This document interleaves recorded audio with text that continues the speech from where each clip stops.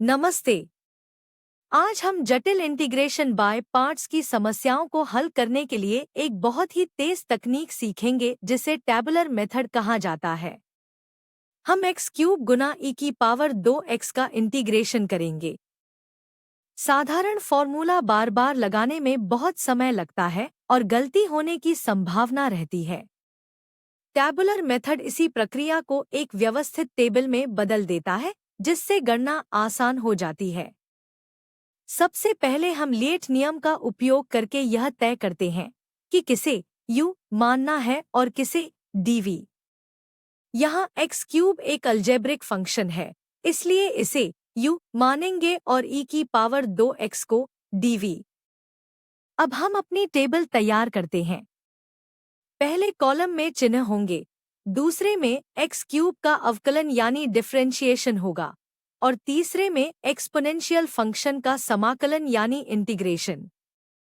दूसरे कॉलम में हम x क्यूब का तब तक अवकलन करते हैं जब तक हमें 0 न मिल जाए।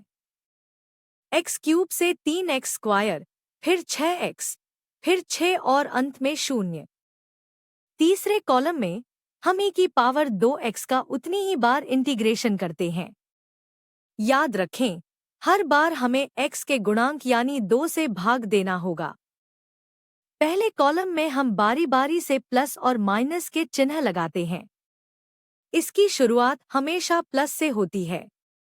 यह फॉर्मूले के बीच वाले माइनस चिन्ह को संतुलित करता है। अब सबसे महत्वपूर्ण हिस्सा, हम पहली पंक्ति के d पद को दूसरी पंक्ति के i पद से तिरछा जोड़ते हैं। यही हमारे उत्तर के अलग अलग पद बनाएंगे।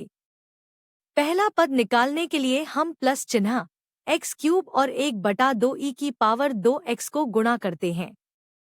हमें मिलता है 1/2 x क्यूब e की पावर 2x। दूसरे पद के लिए हम माइनस चिन्ह 3x स्क्वायर और 1/4 e की पावर 2x का उपयोग करते हैं। परिणाम है -3/4 x स्क्वायर e की पावर 2x। तीसरे पद में प्लस चिन्ह के साथ 6x और 1/8 e की पावर 2x आता है।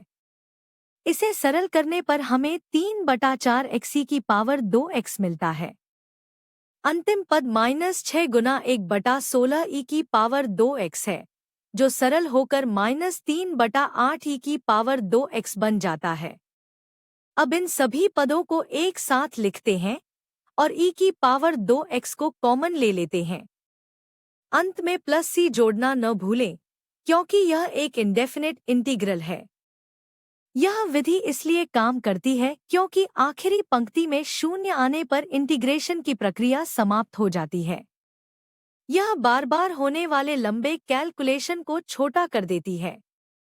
मुख्य बातें याद रखें, टैबुलर मेथड तब सबसे अच्छा है जब u एक पॉलिनॉमियल हो। u का अवकलन 0 तक करें, चिन्ह बदलें और तिरछा गुणा करें। अब आपकी बारी है। इस तकनीक का उपयोग करके x स्क्वायर गुना sin x का इंटीग्रेशन करने की कोशिश करें। टेबल बनाएं और डायगोनल गुणा का अभ्यास करें। आज हमने देखा कि कैसे टैबुलर मेथड जटिल इंटीग्रेशन को आसान बना देता है। अभ्यास करते रहें और गणित को सरल बनाते रहें। देखने के लिए धन्यवाद। विजन सॉल्व AI द्वारा निर्मित